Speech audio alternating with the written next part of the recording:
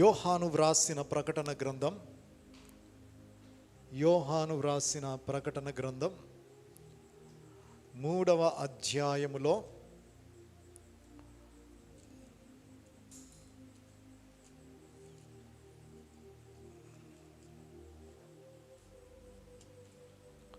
8 నుండి 14 నుండా అసలు ఎవరు సపోర్ట్ చేయట్లేదు. 14 నుండి చివరి వరకు చదువుతున్నాను చూడండి. లవొదికయలో ఉన్న సంఘపు దూతకి ఇలాగు వ్రాయుము, ఆమెన్ అనువాడును నమ్మకమైన సత్యసాక్షియు దేవుని దృష్టికి ఆదియునైన వాడు చెప్పు సంగతులు ఏమనగా, నీ క్రియలను నేను ఎరుగుదును. నీవు చల్లగానైనను వెచ్చగానైనను లేవు. నీవు చల్లగానైనను వెచ్చగానైనను ఉండిన మేలు. నీవు వెచ్చగానైనను చల్లగానైనను ఉండక నులివెచ్చనగా ఉన్నావు గనక నేను నిన్ను నా నోటి నుండి ఉమ్మివేయనుద్దేశించుచున్నాను. నీవు దౌర్భాగ్యుడవు, దిక్కుమాలినవాడవు, దరిద్రుడవు, గ్రుడ్డివాడవు, దిగంబరుడవై ఉన్నావని ఎరుగక నేను ధనవంతుడును, ధనవృద్ధి చేసి ఉన్నాను, నాకేమీ కొదవలేదని చెప్పుకొనుచున్నా. నీవు ధనవృద్ధి చేసి కొనున్నట్లు అగ్నిలో పుటము వేయబడిన బంగారమును, నీ దిశముల సిగ్గు కనబడుకుంటున్నట్లు ధరించుకున్నట్టుకు తెల్లని వస్త్రమును, నీకు దృష్టి కలుగునట్లు నీ కనులకు కాటుకను నా యొద్ద కొనుమని నీకు బుద్ధి చెప్పుచున్నాను. నేను ప్రేమించు వారిని గద్దించి శిక్షించుచున్నాను గనక నీవు ఆసక్తి కలిగి మారు మనస్సు పొందుము. ఇదిగో నేను తలుపు నొద్ద నిలుచుండి తట్టుచున్నాను. ఎవడైనను నా స్వరము విని తలుపు తీసిన ఎడల నేను అతని యొద్దకు వచ్చి అతనితో నేనును నాతో కూడా అతడును భోజనము చేయుదుము. నేను జయించి నా తండ్రితో కూడా ఆయన సింహాసనమునందు కూర్చుండి ఉన్న ప్రకారము జయించు వానిని నాతో కూడా నా సింహాసనమునందు కూర్చుండనిచ్చెదను. సంఘములతో ఆత్మ చెప్పుచున్న మాట చెవిగలవాడు వినును గాక. ఆమేన్. దేవునికి స్తోత్రం. హల్లెలూయా. రైట్, ఈరోజు మనం ఏం ధ్యానించబోతున్నాం అనేది ముందుగానే బయలుపరిచాము. ఏంటిది అది అని మనం ఒకసారి చూద్దాం. ఏంటిదంట? ఎవరైనా చూసారా వాట్సప్? వామ్మో, ఇదేంటిది? కాటుక. ఏంటిది? కాటుక కిటుకు అంటే కాటుకలో ఉన్న ఒక సత్యం ఏంటంట? ప్రకటన గ్రంథం 3వ అధ్యాయం 18వ వచనంలో మనం చూస్తున్నాం. నీకు దృష్టి కలుగునట్లు నీ కన్నులకు కాటుకను నా యొద్ద కొనుమని నీకు బుద్ధి చెప్పుచున్నాను. దేవునికి స్తోత్రం. హల్లెలూయా. ఏంటంట? నీకు దృష్టి కలుగునట్లు నీ కన్నులకు కాటుకను నా యొద్ద కొనమని నీకు బుద్ధి చెప్పుచున్నాను అంటున్నాడు ప్రభు. రైట్, మన బాడీ పార్ట్స్లో, మన శరీర అవయవాలలో చాలా ప్రాముఖ్యమైనది కన్ను. అవునా? కన్నులే మనకు లేకపోతే మన జీవితంలో అసలు వెలుగే లేదు. అవునా? అవునా కదా? మన దేహానికి దీపం ఏంటంట? చెప్పండి, ఏంటిది? దేహానికి దీపం ఏంటండి? కన్ను. మన జీవితంలో ఈ కళ్ళు అనేవి లేకపోతే అసలు ఈ ప్రపంచంలో దేనిని కూడా మనము చూడలేం.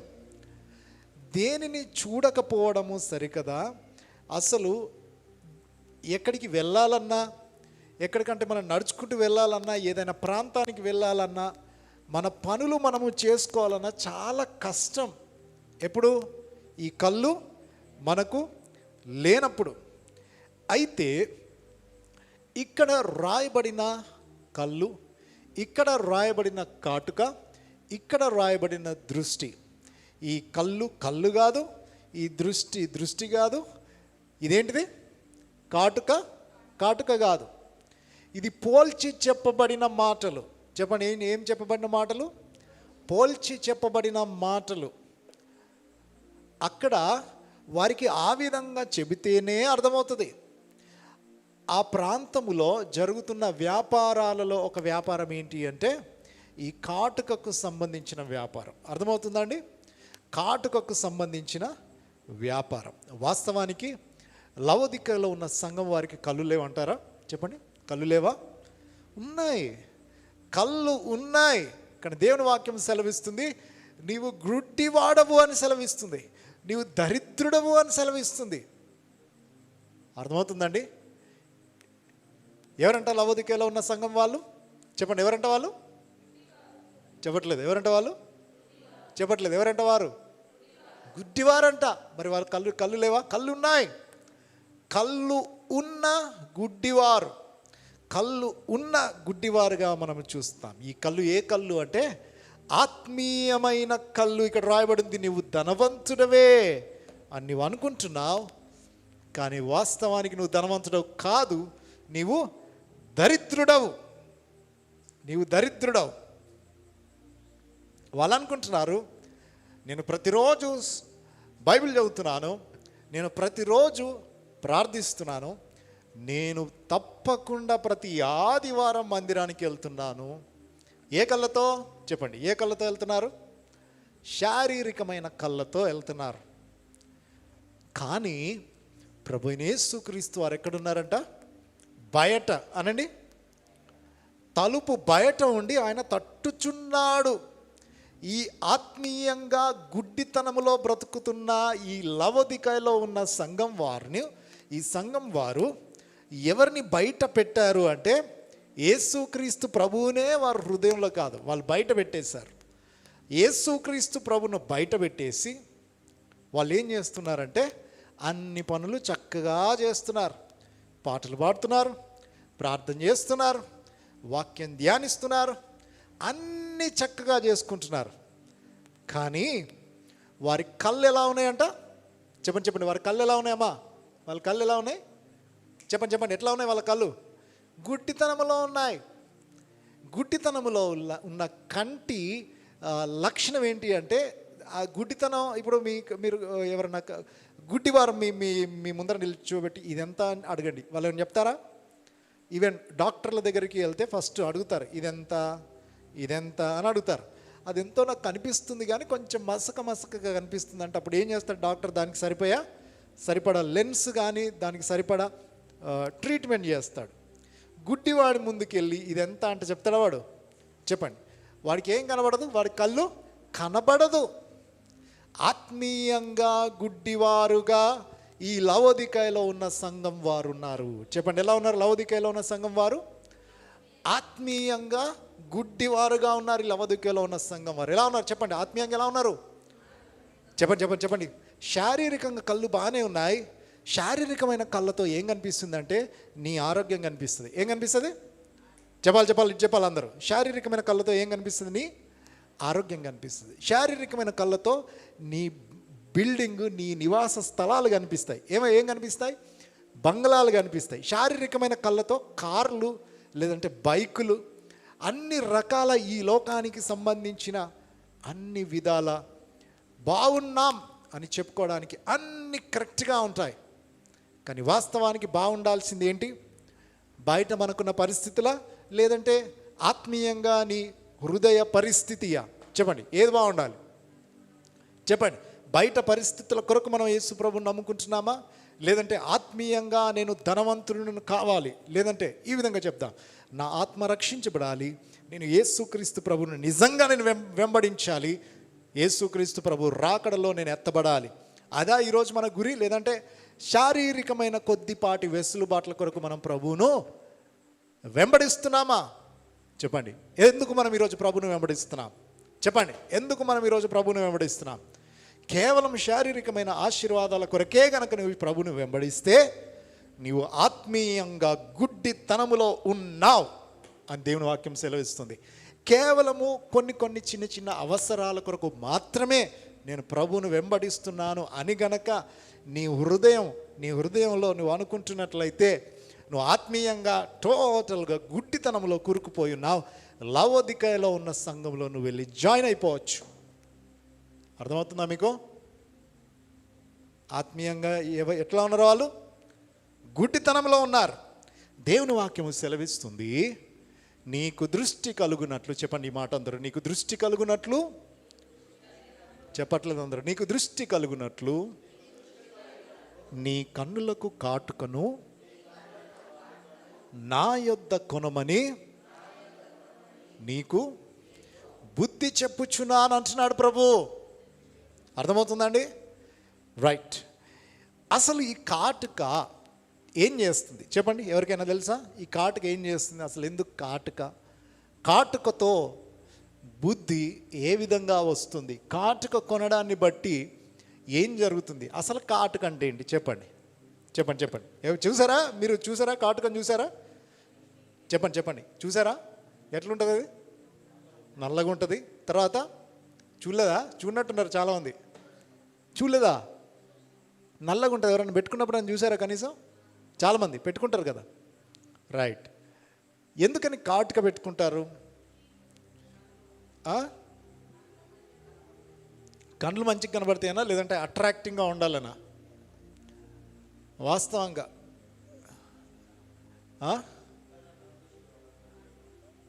ఇతరుల కను దృష్టి పడొద్దని కళ్ళకు కాటుక పెట్టుకుంటారా? రైట్. వాస్తవానికి కాటుక అంటే అసలు దేనికి కాటుకను వాడేవారు అంటే, కళ్ళు దృష్టి ఒకవేళ మందగించినప్పుడు, లేదంటే కళ్ళు దృష్టి స్పష్టం కావడానికి ఆ రోజుల్లో ఆ కాటుకను వాడేవారు. ఆ రోజుల్లో కాటుక వాడే విధానం వేరు, ఆ రోజుల్లో కాటుక తయారు చేస్తున్న విధానమే వేరు. అసలు వాస్తవానికి లవోదికయ అనే ప్రాంతం ఉంది కదా, సిటీ ఉంది కదా. లవోదికయ అనేది అదొక సిటీ. లవోదికయలో ఉన్న సంఘం అంటున్నాం మనం. నిద్ర వస్తుందా? లవోదికయ ఏంటిది? అది అదొక సిటీ, అదొక ప్రాంతం.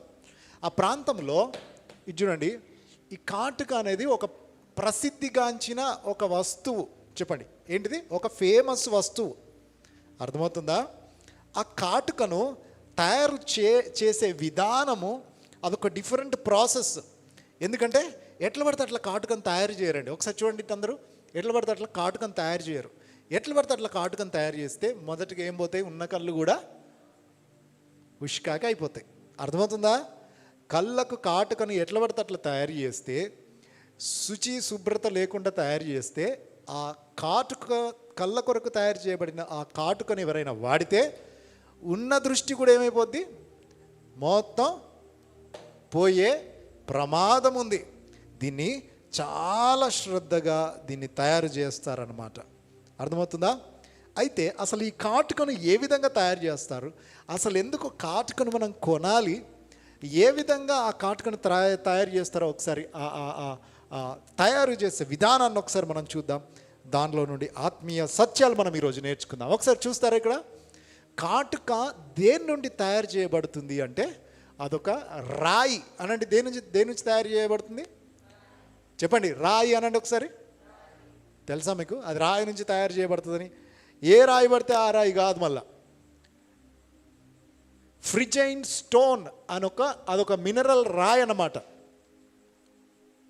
అదొక సాఫ్ట్గా ఉండే స్టోన్, సాఫ్ట్గా ఉండే అదొక స్టోన్. ఏం స్టోన్ అండి అది?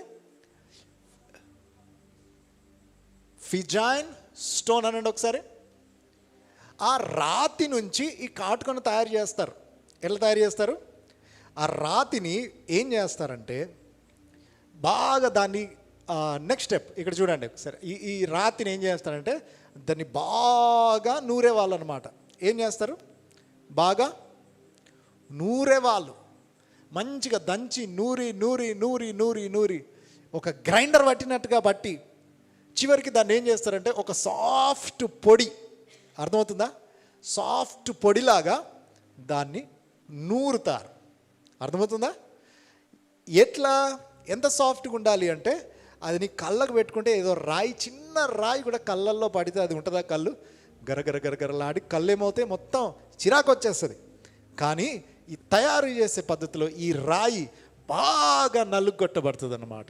నలగొట్టబడి బాగా దంచి దంచి దంచి దంచి అసలు ఏ మాత్రం గరుకుతనం కొంచెం కూడా లేకుండా ఈ రాయి మొత్తానికి ఏం చేస్తారంటే సాఫ్ట్ పౌడర్ లాగా చేస్తారు.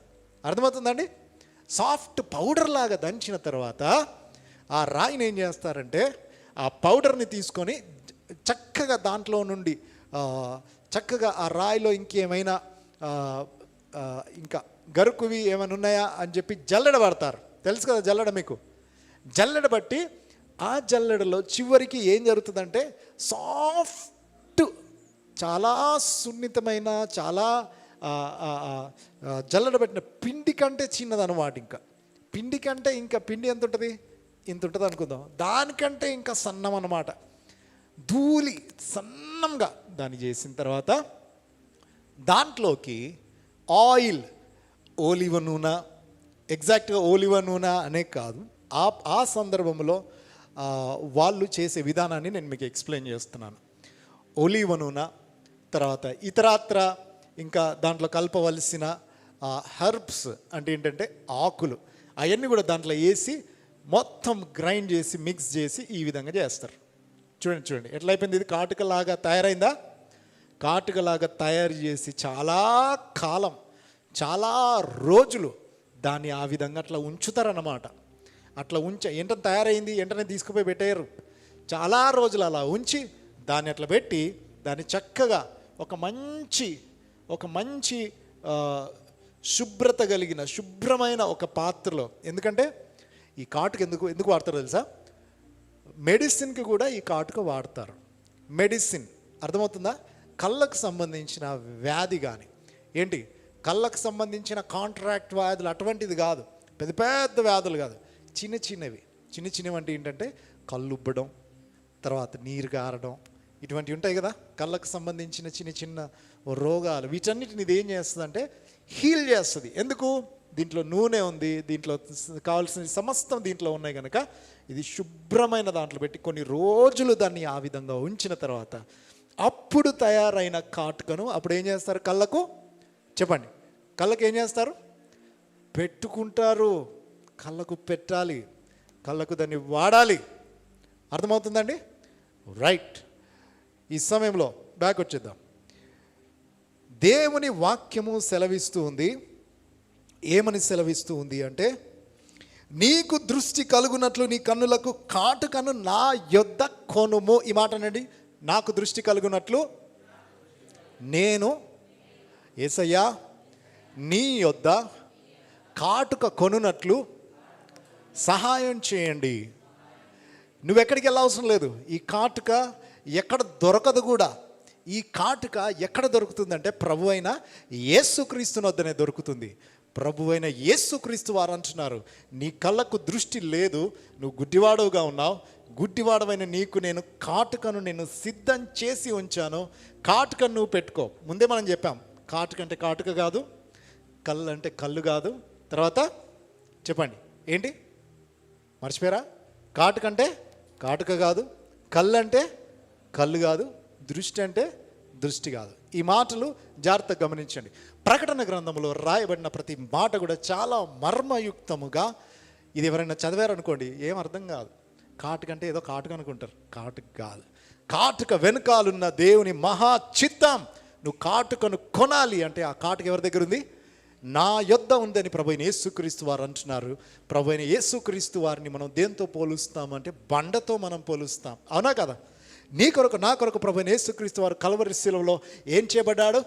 నలగగొట్టబడ్డాడు, విరగగొట్టబడ్డాడు. చెప్పండి, ప్రభు అయిన యేసుక్రీస్తు వారు ఏం చేయబడ్డాడు? నలగగొట్టబడి విరగగొట్టబడి ప్రభు అయిన యేసుక్రీస్తు వారు నీకు నాకు మనకు కలగవలసిన, విడిపించబడడానికి కావలసిన, స్వస్థపరచబడడానికి దాంట్లో ఏముంటుంది? హీలింగ్ కొరకు ఏముంటుందండి? దాంట్లో అన్నీ ఏ విధంగా అది హీలింగ్ పర్పస్ ఏ విధంగా వాడబడుతుందో, నీకు నాకు రక్షణ మాత్రమే కాదు, నీకు నాకు స్వస్థత మాత్రమే కాదు, నీకు నాకు ఆరోగ్యం మాత్రమే కాదు, అన్ని రకాలైన ఆత్మీయమైన ఒక దృష్టితో పాటు మహా గొప్ప రక్షణ, పరలోక రాజ్యంలో నిత్యము ఆయనతో పాటు ఉండే గొప్ప భాగ్యం, ఇవన్నీ కూడా మనకు ప్రభు అనుగ్రహిస్తాడు. ఆ కాటుకలో ఇంకేముంది అంటే చెప్పండి, ఏముంది ఆ కాటుకలో?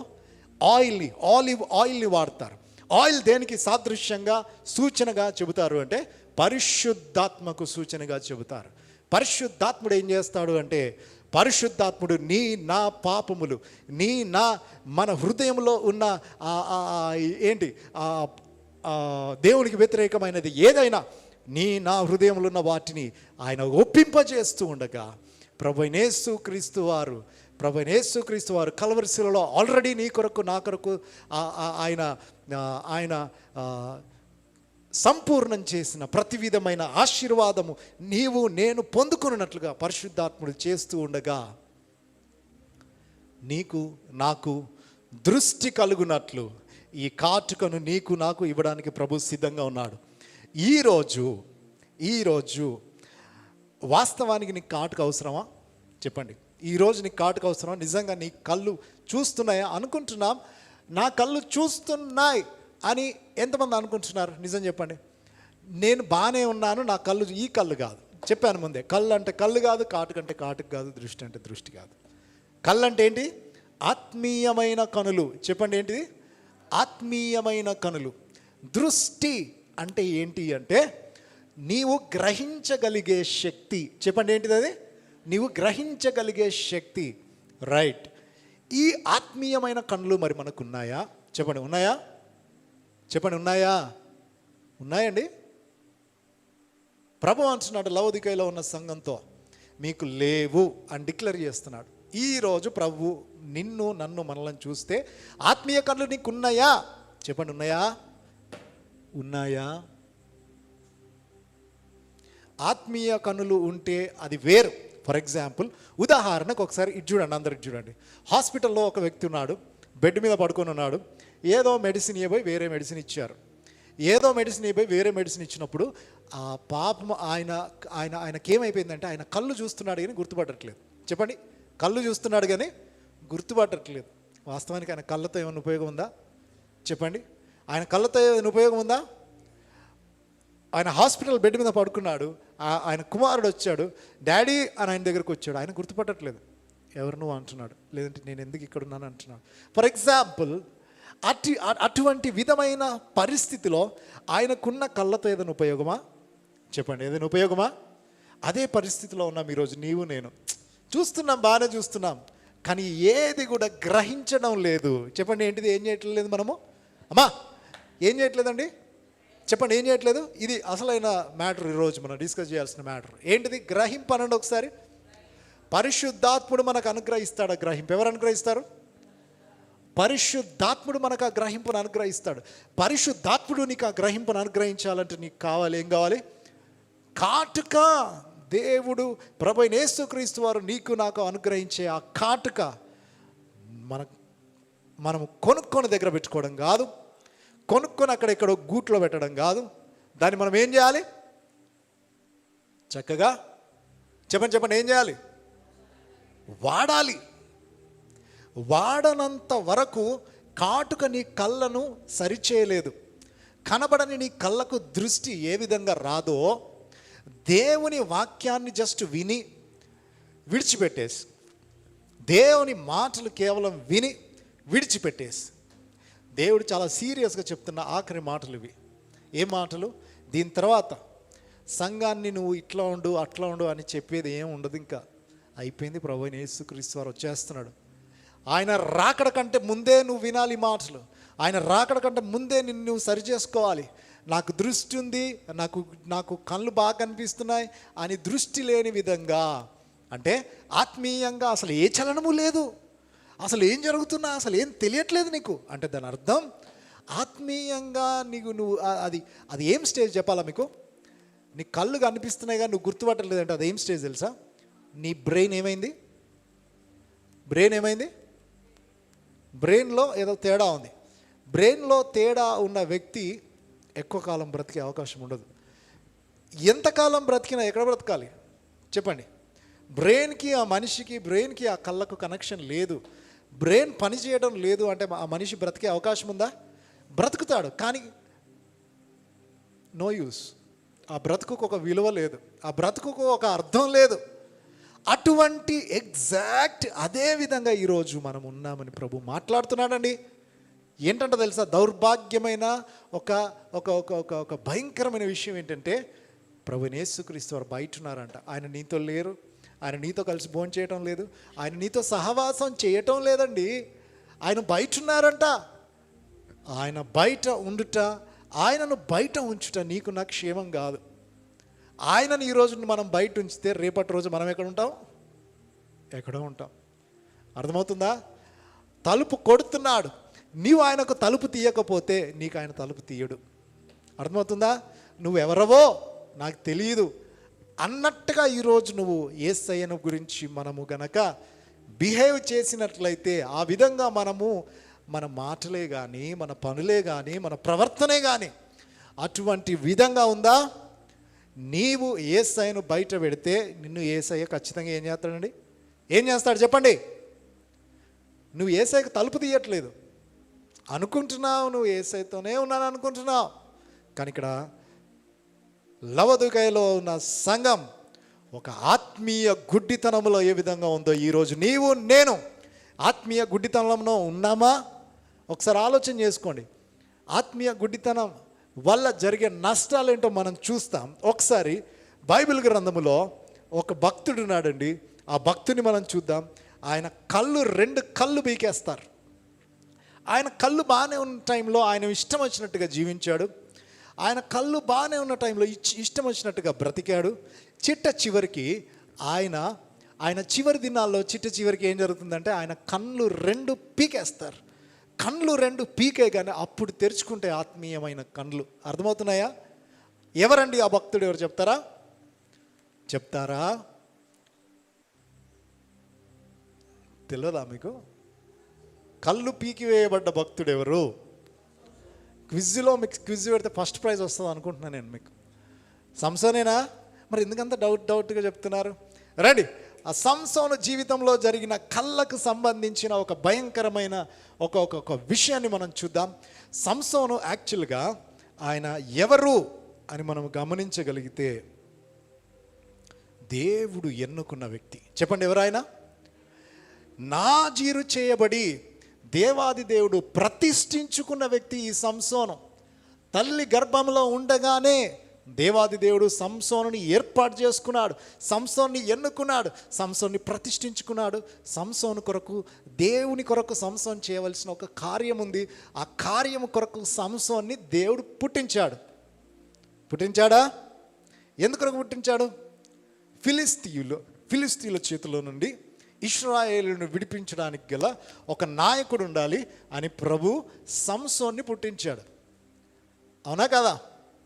ఫిలిస్తీయుల నుంచి సంసోను ఏం చేయాలి? తన బలాన్నంతా ఉపయోగించి విడిపించాలి.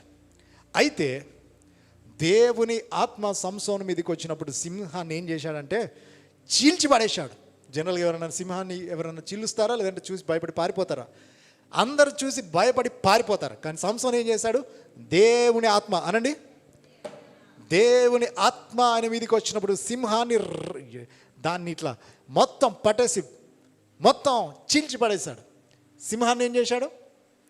చీల్చి పడేశాడు. 1000 మంది ఫిలిస్తీయులు వచ్చారు ఆయన మీదకి. 1000 మంది వచ్చినా, ఎంతమంది వచ్చినా సంసోన్ని ఏం కూడా చేయలేరు. ఎందుకేం చేయలేరు చెప్తారా? దేవుని చేత పిలువబడ్డవాడు. చెప్పండి, దేవుని చేత ఎన్నుకోబడ్డవాడు. చెప్పండి, ఎన్నుకోబడ్డవాడు, దేవుని చేత పిలువబడ్డవాడు, దేవుని ద్వారా ప్రతిష్ఠ చేయబడ్డవాడు. చెప్పండి, ఈరోజు మన దగ్గర మన మధ్యలో కూర్చున్న మనందరం, మీరందరూ దేవుని చేత ఎన్నుకోబడలేదా? తల్లి గర్భంలో ప్రభు నిన్ను రూపించలేదా? చెప్పండి త్వరగా. తల్లి గర్భంలో ప్రభు నిన్ను రూపించుకోలేదా? అయితే అవునని చెప్పండి, లేదంటే కాదని చెప్పండి. తల్లి గర్భంలో రూపించబడిన నీవు, తల్లి గర్భంలో దేవుని కనులు నిన్ను చూసాయంట, నిన్ను ఎన్నుకొని ఏర్పాటు చేసుకున్నాడంట. నీవెవరో? దేవుని కుమారుడు అనండి. చెప్పండి, నీవెవరో? దేవుని కుమారుడు. సంసోను మీదికి దేవుని ఆత్మ వచ్చినప్పుడు మాత్రమే ఆయన చేసేవాడు. కానీ ఆ పరిశుద్ధాత్ముడు ఎప్పుడు నీతోనే ఉంటాడంట. దేవునికి స్తోత్రం, హల్లెలూయా. కానీ ఈరోజు గుడ్డితనం అనేది మన జీవితంలో ఏం చేస్తుందంటే ఆ పరిశుద్ధాత్మని దుఃఖపెడుతుంది. ఏం చేస్తుంది చెప్పండి? పరిశుద్ధాత్మని ఏం చేస్తుంది? దుఃఖపెడుతుంది. రైట్. తర్వాత ఏం జరిగిందంటే 14 న్యాయాధిపతులు 14:3 ఆమెకు నచ్చిన వారిని, అయితే వారు నీ స్వజనుల కుమార్తెలలో ఉన్న జనంలో కానీ స్త్రీ లేదనుకొని సున్నతి పొందని ఫిలిస్తీయులలో నుండి కన్యను తెచ్చుకుంటకు వెలుచున్నావా అని అతను అడిగిరి. అప్పుడు సంసోను ఆమె నాకు ఇష్టమైనది గనుక ఆమెను నా కొరకు తెప్పించమని తన తండ్రితో చెప్పాడంట. తన కళ్ళతో ఏం చూస్తున్నాడు? ఒక స్త్రీని చూస్తున్నాడు. తనకు నచ్చిన స్త్రీని, తను మెచ్చిన స్త్రీని చూడడం మొదలుపెట్టాడు. కానీ దేవుని చిత్తాన్ని మాత్రం తను చూడలేకపోతున్నాడు. ఎవరిని చూస్తున్నారండి? స్త్రీలను చూస్తున్నాడు. అంటే ఆకర్షణీయమైన ప్రతీది నువ్వు చూడగలుగుతున్నావు. ఈరోజు ఆకర్షణీయమైన ప్రతీది చూస్తున్నావు. జనరల్గా బాగా మంచిగా మ్యూజిక్ ఉందనుకోండి, ఆకర్షణ అనేది కామన్. ఆకర్షించే ప్రతీది మనం చూస్తున్నాం, కానీ దేవుని చిత్తాన్ని ఈరోజు మనం చూడడం లేదు. రైట్. అదేవిధంగా అలా జరుగుతూ ఉండగా తర్వాత ఇంకెవరిని చూశాడు? చివరికి దెలీలా అనే ఆమెను చూశాడు. దెలీలా అనే ఆమెను చూసి దెలీలా దగ్గరికి వెళ్ళాడు. ఆ తర్వాత ఆ దెలీలా ఏం చేస్తుందంటే పదే పదే ఈ సంసోనుకు దేవుడిచ్చిన బలం వెంట్రుకల్లో ఉంది. అనంది ఎక్కడుంది? సంసోనుకి దేవుడిచ్చిన బలం ఎక్కడుంది? చెప్పండి, ఎక్కడుంది? వెంట్రుకల్లో ఉంది. ఆ వెంట్రుకల్లో ఉన్న బలం సంగతి ఎవరికి తెలిసి? ఈ ఫిలిస్తీన్లకు ఎవరికైనా తెలుసా? వాళ్ళు ఎన్నెన్నో ప్లాన్స్ చేస్తున్నారు. సంసోని చంపాలి, సంసోని అట్లా చేయాలి, ఇట్లా చేయాలి. ఎన్ని ప్లాన్స్ చేసినా తుత్తునియలుగా చేసేస్తున్నాడు సంసోన్. ఎందుకు? దేవుడిచ్చిన బలం, దేవుడిచ్చిన అధికారంతో తుత్తునియలుగా చేసేస్తున్నాడు. కానీ ఆ బలానికి సంబంధించిన రహస్యం సంసోన్ ఎవరికి చెప్పలేదు. కానీ దెలీలాకు అసైన్ చేయబడిన పని, లేదంటే దెలీలా అయితేనే సంసోన్ని చక్కగా మోసం చేయగలుగుతుంది అని దెలీలా ద్వారా ఫిలిస్తీయులు ఏం చేశారంటే ఆ రహస్యాన్ని మేము తెలుసుకోవాలని వాళ్ళు ప్లాన్ చేసి దెలీలా ద్వారా ఆ రహస్యం తెలుసుకుందామని 3 సార్లు ప్రయత్నించిందండి. 3 సార్లు ప్రయత్నించి 3 సార్లు కూడా ఏమైపోయింది? ఆ ప్రయత్నం ఫెయిల్ అయిపోయింది. అబద్ధం చెప్పాడు. 3 సార్లు కూడా ఫెయిల్ అయిపోయింది. చివరిసారి ఇంకా అలిగి మొండికేసి ఇచ్చేస్తే, లేడీస్ అలిగితే ఎలా ఉంటుందో తెలుసు కదా మీకు, ఇంకా అది జరగవలసిందే, అవునా?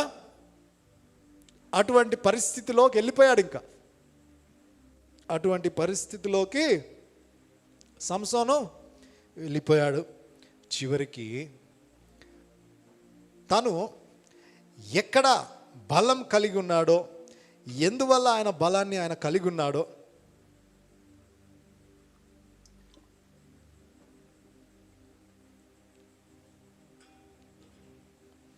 తన తల వెంట్రుకలలో ఉన్న బలాన్ని గురించిన రహస్యం ఫిలిస్తీయులకు తెలిసిపోయింది. అకస్మాత్తుగా ఫిలిస్తీయులు వచ్చి ఆయన మీద పడతారు. అప్పటికే ఆయన వెంట్రుకలు ఏమైపోయినాయి? కట్ చేసేసారు. ఆయనకు బలం ఉందా? చెప్పండి, ఆయనకు బలం ఉందా? లేదు. ఎప్పటిలాగానే హే ఫిలిస్తీయులారా మిమ్మల్ని చేసేస్తానని చెప్పి లేచేసరికి ఆయనలో బలం లేదు. అప్పటికే ఏం జరిగిపోయింది? 16వ అధ్యాయం 20వ వచనంలో చూస్తాం. అయితే యెహోవా తనను ఎడబాసనని అతనికి తెలియలేదు. దేవుడు ఎడబాసాడని ఇక్కడ లవోదికయలో ఉన్న సంఘానికి తెలియలేదండి. వాళ్ళు యథావిధిగా ప్రార్థన చేస్తున్నారు, యథావిధిగా వాక్యాన్ని వింటున్నారు, యథావిధిగా అన్నీ చేస్తున్నారు. కానీ దేవుడు ఆయన బయటున్నాడు, ఆయన తలుపు కొడుతున్నాడు అన్న సంగతి వాళ్ళు గ్రహించడం లేదు. వాళ్ళకు దృష్టి ఉందనుకుంటున్నారు, చూపు ఉందనుకుంటున్నారు, కానీ వాళ్ళకు గ్రహింపే లేదు. అటువంటి పరిస్థితిలో ఫిలిస్తీయులు వచ్చేస్తారు. సంసోను 2 కళ్ళు కూడా ఏం చేస్తారు? ఇక్కడ చూడండి, తీసేస్తారు. తర్వాత రైట్, చూడండి ఇక్కడ ఇత్తడి సంకెళ్ళ చేత సంసోన్ని బంధించేశారు. తర్వాత తిరగలి విసురుతున్నాడు. అసలు ఏం చేయవలసిన వాడు ఏం చేస్తున్నాడు? ఒకసారి ఆలోచన చేయండి. ఏం చేయవలసిన వాడు సంసోన్? అసలు ఆ ఫిలిస్తీయులను ఒక్కొక్కరిని తుత్తునీలుగా చేయాల్సిన వాడు.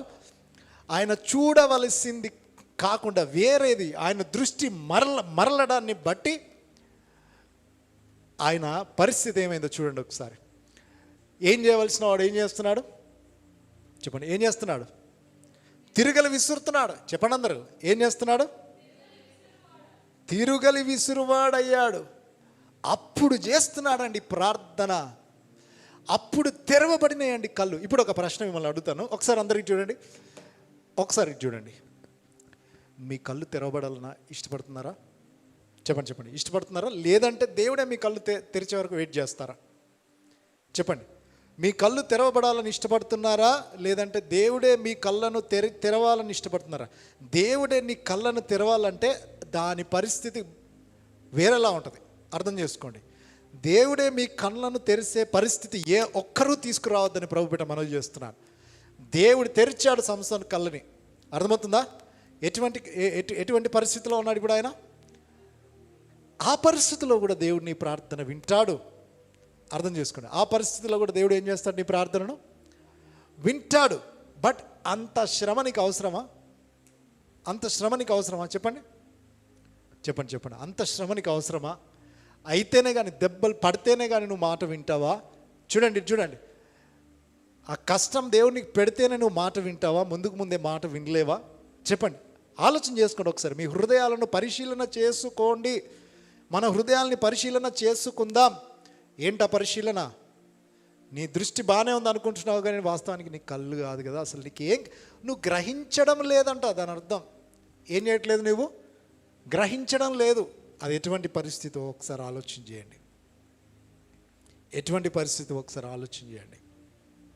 పరిశుద్ధాత్ముడు పదే పదే పదే పదే పరిశుద్ధాత్ముడు నీకు బోధిస్తూ ఉండగా, నీతో మాట్లాడుతూ ఉండగా, యేసుక్రీస్తు ప్రభువారు ఆయన కలవరి శిలలో ఆయన మరణించాడు.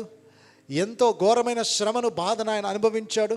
ఏ విధంగా కాటుకను తయారు చేసే క్రమంలో ఏ విధంగా క్రష్ చేయబడుతుందో ఆ రాయి, అంతకంటే ఘోరంగా ఆయన శరీరం నలగొట్టబడి విరగొట్టబడి అంత గొప్ప రక్షణ కార్యాన్ని ఆయన జరిగించి నీ కొరకు ఆయన ఇంతగా శ్రమపడి, గాయపరచబడి, బాధపడి అంత విలువైన రక్షణను నీకు తెచ్చిపెడితే నువ్వేం చేస్తున్నావు? ప్రభువు నీ హృదయం బయట ఉంచుతున్నావు అంట. ఎక్కడ ఉంచుతున్నావు? హృదయం. చెప్పండి చెప్పండి, హృదయము చెప్పట్లేదు అందరూ. ఎక్కడ ఉంచుతున్నావు? హృదయం బయట ఉంచుతున్నావు అంట.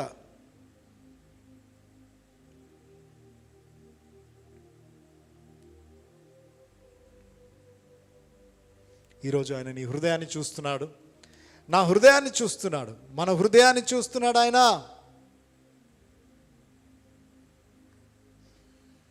అర్థమవుతుందండి? అర్థమవుతుంది కదా? ఏ విధంగా మనం ఈ కాటుకను మనం అప్లై చేసుకోగలుగుతాం? కాటుక అన్నారు, బాగానే ఉంది, దృష్టి బాగానే ఉంది, కళ్ళు కనిపించట్లేదు, బాగానే ఉంది. అసలు ఏం చేయాలి నేను? అర్థమవుతుందా? అది మెయిన్ ఇప్పుడు మనం నేర్చుకోవాల్సిన విషయం. అసలు ఏం చేస్తే నీవు కాటుకను నీ కళ్ళకు పెట్టుకోగలిగిన వాడవవుతావు? అసలు ఏం చేస్తే నీకు ఆత్మీయంగా దృష్టి కలుగుతుంది? ఆ విషయాలు ఇప్పుడు మనకు తెలియాలి. అయితేనే ఆ కాటుక వెనకాలన్న రహస్యం మనకు తెలిస్తేనే రేపు ఆయన రాకడ కొరకు నేను సిద్ధపడగలుగుతాం. అవునా? ఆ కాటుక పెట్టుకోవటము ఏంటి అంటే, 1 యోహాను 2వ అధ్యాయం 6వ వచనంలో ఉంటుంది కదా. త్వరగా నేను ఈ వాక్యాలన్నీ మీకు గుర్తు చేస్తాను. త్వరగా యోహాను వ్రాసిన పత్రిక, మొదటి పత్రిక 2వ అధ్యాయం 6వ వచనంలో, ఆయన యందు నిలిచి ఉన్న వాడనని చెప్పుకొని వాడు ఆయన ఏలాగు నడుచుకొనినో అలాగు తానును నడుచుకొన బద్ధుడై ఉన్నాడు. మనం ఆయన ఎందున్నామని దీని వలన తెలుసుకొనిచున్నాం. నువ్వు కాటుకను పెట్టుకుంటున్నావు, లేదంటే నువ్వు కాటుకను అప్లై చేసుకుంటున్నావు. ఆ కాటుకను తీసుకొచ్చి అట్లా గూట్లో పెట్టకూడదు. దేవుని వాక్యాన్ని ఏం చేస్తారని అందరూ ఈ వాక్యాన్ని తీసుకెళ్ళి బైబిల్ గ్రంథాన్ని ఏం చేస్తారు? అక్కడ గూట్లో పెట్టారంటే మళ్ళీ ఆదివారమే గుర్తొస్తుంది. అర్థమవుతుందా? అట్లా కాదు. ఏం చేయాలంటే, మనము దేవుని యందు నిలిచి ఉన్నాం అని చెప్పుకునే వారంగా ఉండాలి. ఎట్లా ఉండాలి? నేను దేవుని యందు ఉన్నాను అనండి ఒకసారి. అనడానికి రావట్లేదా? నేను దేవుని యందున్నాను, ఆ ప్రభువు యందున్నాను, ఆ ప్రభువు యందున్నాను అని చెప్పడానికి నీవు ఒక కమిట్మెంట్లో ఉండాలి. చెప్పండి, దేంట్లో ఉండాలి? కమిట్మెంట్లో ఉండాలి, ఒక సీరియస్ అగ్రిమెంట్లో ఉండాలి. బద్ధుడవు అంటే దాని అర్థం ఇంకా దానికి అట్టిపడి ఉండాలన్నమాట. ఇంకా దాన్ని మీరకూడదు అన్నమాట. ఇక్కడ మనం చేయాల్సింది ఏంటంటే ఆయన యందు నిలిచి, అంటే ఏంటంటే దాని అర్థము ఆయన ఏ విధంగా నడుచుకున్నాడో ఆ విధంగా నడుచుకోవడానికి మనము తీర్మానం తీసుకొని ఉండాలి. చెప్పండి, ఆయన ఏ విధంగా నడుచుకున్నాడు ఈ లోకంలో? చెప్పండి ఆయన ఏ విధంగా నడుచుకున్నాడు ఈ లోకములో? ఆయన ఏ విధంగా నడుచుకున్నాడో ఆ విధంగా నడుచుకోవడానికి నీ హృదయము ఏం చేయబడాలి? స్థిరపరచబడి ఉండాలి. నీ హృదయం ఏం చేయబడాలి? డెసిషన్ తీసుకొని ఉండాలి. నీ హృదయం ఏం చేయబడాలి? చెప్పండి, నీ హృదయం ఏం చేయబడాలి? నేను యేసుక్రీస్తు ప్రభు ఏ విధంగా నడిచాడో నేను ఆ విధంగా నడుస్తా అని నడవటం చేయాలి. నేను నడుస్తా అని చెప్పి మర్చిపోవడం కాదు. ఈరోజు లవోదికయలో ఉన్న సంఘం చేస్తున్న పనే అది. కాటుక అనేది వాళ్ళకు ప్రభు ఇస్తూ ఉండగా ఆ లవోదికయలో ఉన్న సంఘపు వారితో పాటు ఈరోజు నీవు నేను మనం ఏం చేయాలి? యేసుక్రీస్తు ప్రభులో నడవాలి. చెప్పండి, యేసుక్రీస్తు ప్రభులో ఫలించాలనండి. చెప్పండి, ఫలించాలనండి. ఏ విధంగా ఆయన నడుచుకున్నాడు ఆ విధంగా నడుచుకోవడానికి బద్దులంటే దాని అర్థం ఏంటి? ఒక ఇద్దరు అగ్రిమెంట్ చేశారనుకోండి, నేను నీకు 1,00,000 రూపాయలు పలానా నెలలో పలానా తారీఖున నేను ఇస్తాను అని చెప్పి అగ్రిమెంట్ రాసుకున్నారు అనుకోండి. అగ్రిమెంట్ రాయించుకున్న వ్యక్తి బద్దుడా, రాసిన వ్యక్తి బద్దుడా? చెప్పండి, రాయించుకున్న వ్యక్తి బద్దుడా, రాసిన వ్యక్తి బద్దుడా? రాసిన వ్యక్తా, రాయించుకున్న వ్యక్తా? అదేనండి, ఒక పొలం కొంటున్నారు, పలానా టైంకి పలానా తారీఖుకి నేను పైసలు కడతాను అని చెప్పి రాసిచ్చారు. రాసిచ్చిన నీవు బద్దుడవా, రాయించుకున్న అతను బద్దుడా? రాసిన నువ్వే, అవునా కదా? ఈరోజు యేసుక్రీస్తు ప్రభు నమ్ముకున్నాం అంటున్నావు, నీ మీద చాలా రెస్పాన్సిబిలిటీ ఉంది. నీవు చాలా భయంతో బ్రతకవలసి ఉంది. నీవు చాలా జాగ్రత్తగా అన్ని విషయాలు అనండి ఒకసారి అందరూ, అన్ని విషయాలు స్టార్టింగ్ నీ కంటి చూపు దగ్గర నుంచి, నెక్స్ట్ నీ మాట దగ్గర నుంచి, నీ పని దగ్గర నుంచి, ప్రతి విషయంలో యేసుక్రీస్తు ప్రభు ఏ విధంగా నడుచుకున్నాడో ఆ విధంగా మనం నడుచుకుంటున్నామా? ప్రశ్న. చెప్పండి, నడుచుకుంటున్నామా? ఫిలిప్పీలకు రాసిన పత్రిక 2వ అధ్యాయం 5వ వచనంలో ఉంటుంది. తీయకండి, ఫాస్ట్కి వెళ్ళిపోదాం.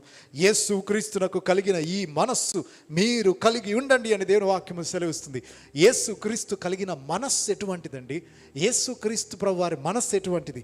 ఎవరైనా అవసరతలో ఉన్నవారు, ఎవరైనా అక్కరలో ఉన్నవారు చూసి చలించిపోయే మనస్సు అనమాట యేసుక్రీస్తు ప్రభు మనస్సు. అటువంటి మనస్సును నీవు అలవాట్లో పెడుతున్నావా? చెప్పండి, అలవాట్లో పెడుతున్నావా? యేసుక్రీస్తు ప్రభు కలిగిన మనస్సు. ఎఫెసీయులకు రాసిన పత్రిక 5వ అధ్యాయం 2వ వచనంలో 1-2 వచనాలు మనం చూస్తే, మీరు ప్రియులైన పిల్లల వలె దేవుని పోలి నడుచుకున్నారు. అనండి ఒకసారి అందరూ, దేవుని పోలి పరిమళ వాసనగా అనండి ఒకసారి. చెప్పండి, నిజంగా పరిమళ వాసన మీ యొద్ద వస్తుందా? పరిమళ వాసన అంటే మళ్ళీ వాసన కాదు, అదేంటి? మంచి లక్షణాలు. చెప్పండి, ఏంటిది? మంచి లక్షణాలు ఉన్నాయా మనకి ఈరోజు? హలో డియర్ సంగమా, మంచి లక్షణాలు మనలో ఉన్నాయా? మంచి లక్షణాలు నీకు లేనట్లయితే నీ హృదయంలో యేసయ్య లేడు. నువ్వు యేసయ్యను వెంబడించాలి అని తీర్మానంలో ఉన్నావు. నువ్వు యేసయ్యను వెంబడించే తీర్మానంలో యేసయ్య నడుచుకున్నట్టుగా నువ్వు నడుచుకోవాలి. యేసయ్య కలిగిన మనస్సు నీవు కలిగి ఉండాలి. క్రీస్తు ఎట్లా మనల్ని ప్రేమించాడో, క్రీస్తు ఏ విధంగా మనల్ని ప్రేమించాడో అలాగూ మీరును ప్రేమ కలిగి నడుచుకొనుము. ప్రేమలోనూ నడవాలి. ప్రేమను తీసుకెళ్ళి ఎక్కడ పెట్టొద్దు? అటుకులో లేదంటే గూట్లో పెట్టొద్దు. ప్రేమను ఏం చేయాలి? కనపరచాలి. నీ మాటలో ప్రేమ ఉందా? నీ చూపులో ప్రేమ ఉందా? నీ పనిలో, నా పనిలో ఆ పరిమళ వాసన అనేది ఉందా? ఆ పరిమళ వాసనకు ఎవరు చెప్పవసరం లేదు, అట్లా అట్రాక్ట్ అయిపోతారు. మంచి స్మెల్ సడన్గా వచ్చింది అనుకోండి, చూడండి అందరూ ఒకసారి, మీరు వెళ్తున్నారు, మంచి స్మెల్ సడన్గా, మంచి స్మెల్ ఖచ్చితంగా మీ మైండ్ దాన్ని గుర్తించదా? సడన్గా తిరిగి అబ్బా ఎంత బాగుంది ఈ స్మెల్. నిన్ను ఎవరైనా చూసినట్లయితే అక్కడ ఆగి నీ గురించి తెలుసుకోవాలి. అబ్బా ఏంటండి ఈ తల్లిగారు, ఎంత మంచి మనస్సు, ఏంటండి ఈయన ఇంత మంచి మనస్సు. ఇటువంటి మాటలు నిన్ను గురించి ఎవరైనా చెప్తున్నారా? చెప్పండి, చెప్తున్నారా అండి? మిమ్మల్ని అడుగుతున్నా, చెప్పారా మిమ్మల్ని చూసి? యేసుక్రీస్తు ప్రభు మీ హృదయంలో లేడు, హృదయం బయట ఉన్నాడు. ఆయన తలుపు తడుతున్నాడు, తెరవండి తలుపు. మీ హృదయపు తలుపులు ఈరోజు తెరవబడాలి యేసు నామములో. చెప్పండి ఆమేనండి. హృదయపు తలుపులు తెరవబడాలి. యేసయ్య నీ హృదయంలోకి రావాలి. యేసయ్య ఏ విధంగా నడిచాడు, యేసయ్యను పోలి యేసయ్య లాగా నీవు నేను జీవించగలగాలి. దేవునికి స్తోత్రం. హల్లెలూయా, హల్లెలూయా. యేసయ్య కలిగిన జీవితాన్ని మనము కలిగి ఉండాలి. పేతురు రాసిన పత్రిక, మొదటి పత్రిక 2 ఫాస్ట్గా నేను ముగిస్తాను.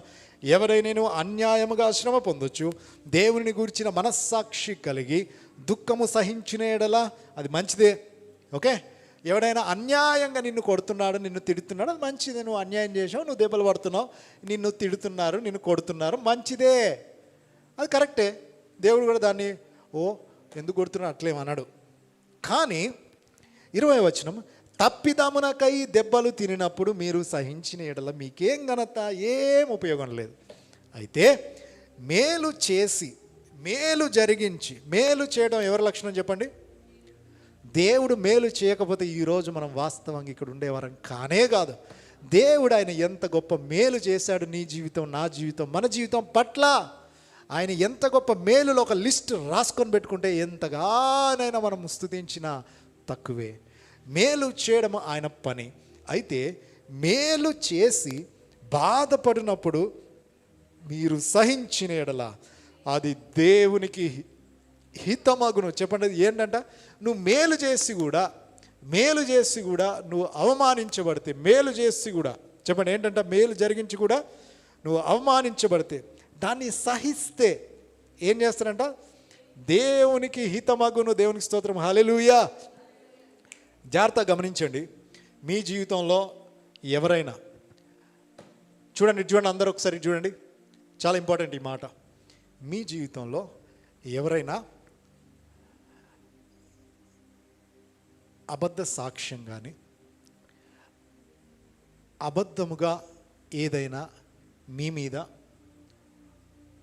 ఒక మాటను మీ మీద మాట్లాడినప్పుడు, నువ్వు మంచివాడివి కాదనో, లేదంటే నువ్వు అట్లనో ఇట్లనో, అది చాలా దేవుని దృష్టిలో చాలా మంచిది.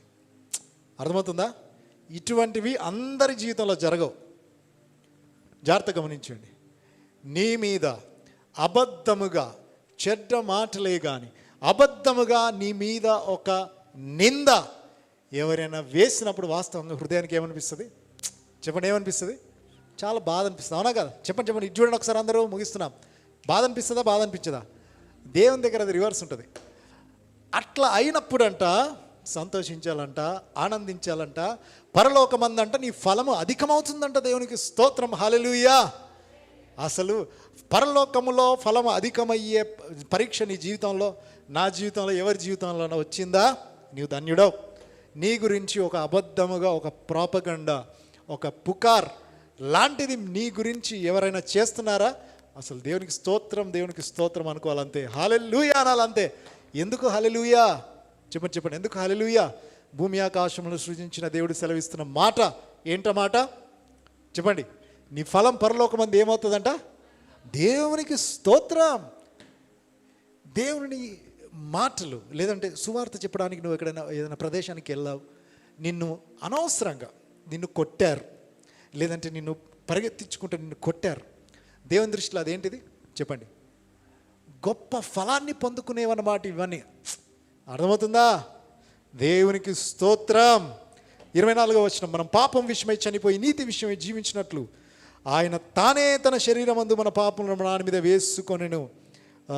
23వ వచనం, ఆయన దూషింపబడి బదులు దూషింపలేదు. అవునా? ఆయన దూషించబడ్డాడు కానీ బదులు దూషించలేదు. శ్రమ పెట్టబడ్డాడు, బెదిరింపక న్యాయముగా తీర్పు తీర్చు దేవునికే తాను అప్పగించుకున్నాడు. న్యాయంగా దేవుడు తీర్పు తీర్చబోతున్నాడు. వినండి.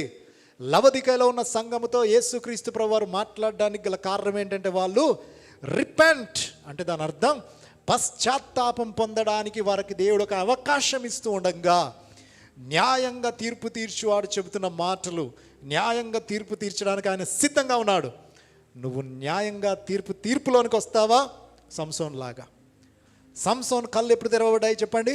కళ్ళు పోయిన తర్వాత తెరవబడ్డాయి. కళ్ళు పోయిన తర్వాత తెరవబడ్డవాడికి ఈరోజు నువ్వు నేను ఏ ఒక్కరు కూడా ఈ సంఘంలో ఉండుటకు వీలు లేదు అని ప్రభు సెలవిస్తున్నాడు. అర్థమవుతుందా? ఇంకా యేసుక్రీస్తు ప్రభు అంటే కాటుకను మనం పెట్టుకోవడం అనే విషయాలు మనం జ్ఞాపకం చేసుకుంటాం. మత్తయి సువార్త 5వ అధ్యాయం 16వ వచనం ఉంది, మనుష్యులు మీ సత్క్రియలను చూచి పరలోకమందున మీ తండ్రిని మహిమపరచునట్లు వారి ఎదుట మీ వెలుగు ప్రకాశింపనీయుడి. దేవునికి స్తోత్రం, హల్లెలూయా. ఇవన్నీ ఏంటి? ఇవన్నీ కాటుకను నీవు పెట్టుకోవడం అన్నమాట. నీ పనులు, నీ మంచి పనులు, నీ అన్నీ ఏం కావాలి అంట?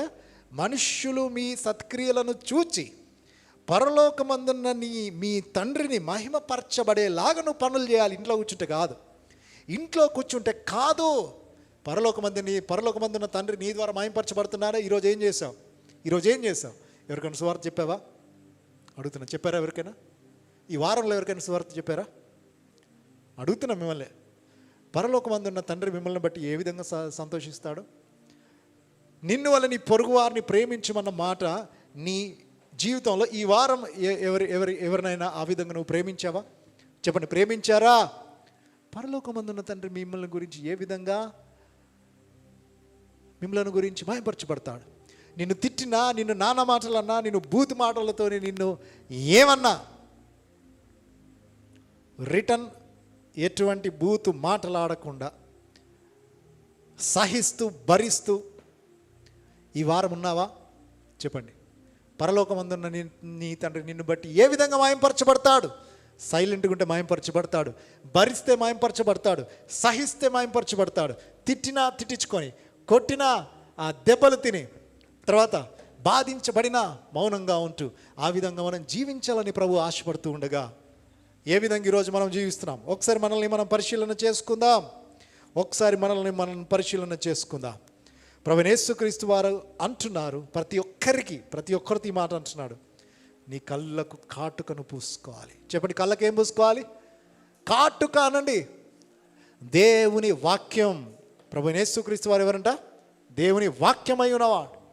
దేవుని వాక్యాన్ని నువ్వు ప్రతిరోజు చదువుతూ దాని విధంగా చేయటం, ప్రతిరోజు ప్రార్థించడం, ప్రతిరోజు ప్రార్థిస్తూ ప్రభుతో నువ్వు కనెక్షన్లో ఉండటం, పరిశుద్ధాత్ముడు నీ హృదయంలో మాట్లాడుతున్న ప్రతి మాటను జాగ్రత్తగా దాని గురించి నువ్వేం చేయాలి? దాన్ని సీరియస్గా తీసుకోవాలి. చెప్పండి, ఏం చేయాలి? పరిశుద్ధాత్మ నీతో ఒక మాట మాట్లాడతాడు. నీలో మనస్సాక్షి ఉంది కదా, ఆ మనస్సాక్షి నేను గద్దిస్తుంది. రైట్, ఇది కాదు, ఇది రైట్ కాదు, ఇది కరెక్ట్ కాదు, ఆగు అన్నప్పుడు ఇమ్మీడియట్గా ఏం చేయాలి? ఆగిపోవాలి. దృష్టి లేని చూపు అవసరం లేదు. అది పనికి రాని విధంగా ఏ విధంగా ఉంటుందో డిజర్న్మెంట్, వివేచన వరం పరిశుద్ధాత్మ నీకు అనుగ్రహిస్తాడు. వివేచన వరం అనేది పరిశుద్ధాత్మ నీకు అనుగ్రహిస్తూ ఉండగా వివేచనతో ప్రభు రాకడ కొరకు నీవు సిద్ధపడాలి. దేవునికి స్తోత్రం, హల్లెలూయా. అనేకుల మధ్య ప్రేమలు చల్లారే అవకాశం అంత్య దినాల్లో ఉంది అని ప్రభు సెలవిస్తుండగా ఇంకా ఎక్కువగా ప్రేమించడానికి ప్రయత్నం చేద్దాం. ప్రభు ఇచ్చే ఆ కాటుకను మనము కలిగి ఉండి, దృష్టిని కలిగి ఉండి, ప్రభు రాకడ కొరకు నీవు నేను సిద్ధపడవలసిందిగా ప్రభు పేట మనవి చేస్తున్నాను. ప్రతి ఒక్కరం కళ్ళు మూసుకుందాం. ప్రభువా నేను చూస్తున్నాను అనుకుంటున్నాను,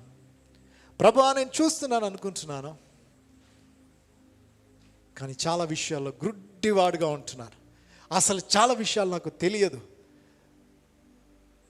ఒకసారి ప్రభుని అడుగుతారా?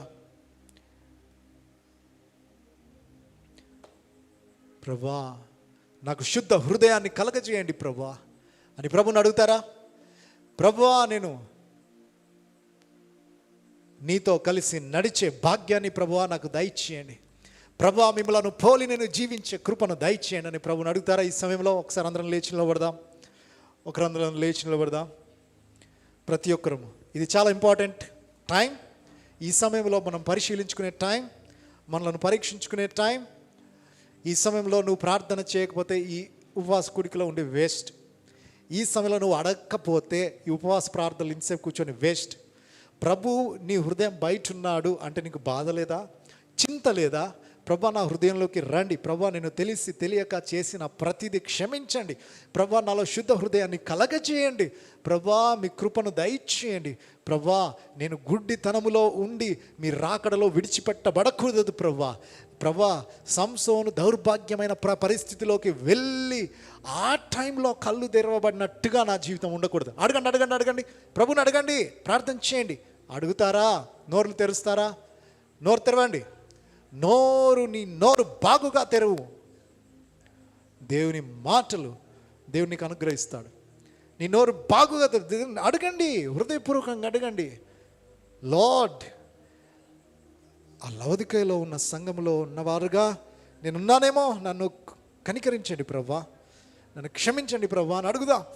అడిగితేనే మీరు ఇయ్యబడుతుంది. మీకు అడగకపోతే మీకు ఇయ్యబడదు. అడగండి అడగండి, పరిశీలన చేసుకోండి. ఆ హృదయంలో చిన్నగైనా మీ హృదయంలో అనిపిస్తుందా? బాధ అనిపిస్తుందా? అసలు ఇది ఎటువంటి పరిస్థితి?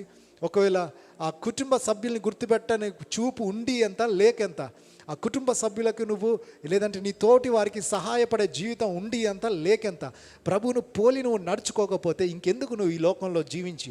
అగ్ని ఆరదు పురుగు చావదు అనే ప్రదేశం నీ కొరకు వెయిట్ చేస్తూ ఉండగా ప్రతిరోజు నువ్వు తినేంత తింటూ అగ్నిలో పడడానికి సిద్ధపడుతున్నావా? కాదు కదా. ప్రభు సన్నిధిలో దేవుని అడుగు. ప్రార్థించే సమయం ఈరోజే, ఈ రాత్రే ప్రభు వస్తే నువ్వు ప్రార్థన చేయకపోతే నువ్వు విడిచిపెట్టబడతావు. ఒకవేళ నీ కళ్ళకు ఆ దృష్టి లేదా, అది ఘోరమైన పరిస్థితి. దయచేసి ఈరోజే నిన్ను నీవు పరిశీలన చేసుకో, ఈరోజే నిన్ను నీవు పరీక్షించుకో. ప్రభువును అడుగు. ప్రభువు నీ జీవితాన్ని ఒక అద్భుతమైన దృష్టి కలిగిన వానిగా నిన్ను చేస్తాడు. ఆయన మహాకృపను నీకు అనుగ్రహిస్తాడు. ఆయన సహనం కలిగిన దేవుడు, ఆయన శ్రమలను సహించిన దేవుడు, ఓర్పు కలిగిన దేవుడు, ప్రేమించే దేవుడు, ఆయన పరిశుద్ధుడు. ఆ పరిశుద్ధమైన జీవితాన్ని నీకు అనుగ్రహించడానికి ఆయన సిద్ధంగా ఉన్నాడు. కానీ నువ్వే అడగట్లేదు. అడుగు అడుగు అడుగు అడుగు అడుగు, ప్రార్థించి, ప్రే ప్రార్థించి. పరిశుద్ధుడా మీకు స్తోత్రం, పరిశుద్ధుడా మీకు స్తోత్రం, సర్వోన్నతుడా మీకు స్తోత్రం, పరిశుద్ధుడా మీకు స్తోత్రం, పరిశుద్ధుడా మీ నామనికి స్తోత్రం, పరిశుద్ధుడా మీ నామనికి వందనాలు, సర్వోన్నతుడా మీ నామనికి స్తుతి. ప్రభా మీ నామనికి స్తోత్రాలు, వందనాలు చెల్లిస్తున్నా. జీవాధిపతి నీకు వందనాలు, నీకే వందనాలు, నీకే స్తోత్రం స్తోత్రం స్తోత్రం, నీకే స్తోత్రం. నాయన కృపను అనుగ్రహించండి. ఈ సంఘాన్ని జ్ఞాపకం చేసుకున్న దేవుడు, మాలో ఏ ఒక్కరు, నేను నాతో పాటు ప్రతి ఒక్కరు, ఏ ఒక్కరు కూడా అటువంటి దౌర్భాగ్యమైన పరిస్థితిలో ఉండడానికి వీల్లేదు. ప్రభువా మీరు కృప చూపించండి, ప్రభువా మీరు దయ చూపించండి, కనికరించండి. మాలో ఉన్న ప్రతి విధమైన అంధత్వాన్ని, గర్వాన్ని, ప్రతి విధమైన ప్రభువా ఆ స్వభావాన్ని అంతటినీ యేసయ్యా తీసివేయండి. ప్రభువా మీరు కృప చూపించండి. ప్రభా పరిశుద్ధంగా నీ రాకడ కొరకు సిద్ధపడటకు సహాయము చేయము. జీవాధిపతి మీకు వందనాలు, సర్వోన్నతుడా మీకు స్తోత్రం స్తోత్రం, అద్భుతకరుడా, ఆశ్చర్యకరుడా మీకు వందనాలయ్యా. ప్రభువా మీకు స్తోత్రములు నాయన, మీకు వందనాలు వందనాలు వందనాలు. శరీర క్రియలన్నీయు నాలో నసింపజేయుమయా. పాడతారా? శరీర క్రియలన్నీయు నాలో నసింపజేయుమయా.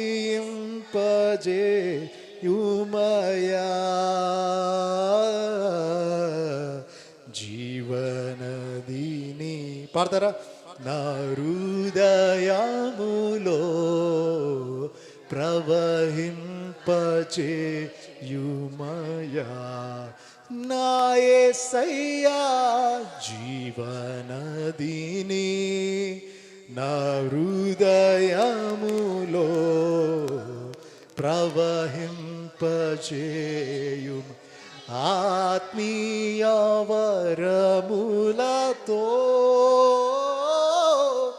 నన్ను అభిషేకం చేయుమయా. ఆత్మీయ వరములతో నన్ను అభిషేకం. అడుగుతారా? ప్రతి ఒక్కరు అడగండి. జీవనదిని నా హృదయములో ప్రవహింపజేయుమయ్యా నా యేసయ్యా జీవనదిని నా హృదయములో ప్రవహింపజేయుమయ్యా.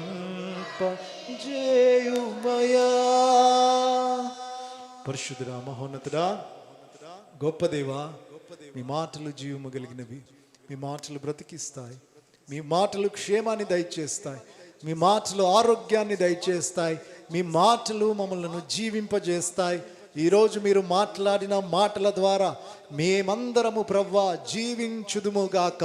ప్రతి ఒక్కరూ దృష్టి కలిగి జీవించుదురుగాక, వివేచన కలిగి జీవించుదురుగాక, ఆత్మీయ కన్నులు ప్రతి ఒక్కరివి తెరవబడునుగాక.